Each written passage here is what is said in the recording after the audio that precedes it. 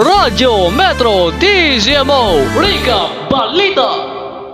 Magandang tanghali po. Recap po tayo ng mga balita sa oras na ito. Aktres ng Godzilla na si Kaylee Hatton pumanaw sa edad lamang po na 18.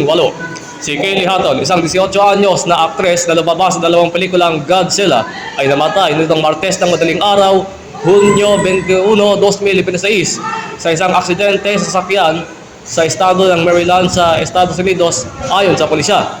Si Hatton at isa pang pasahero ay sakay ng isang 1995 Honda Accord na may namaneho ng isang 19 taong gulang na lalaki nang lumihis ito sa isang two-lane highway at pumangga sa isang culvert ayon sa Frederick County Sheriff's Office.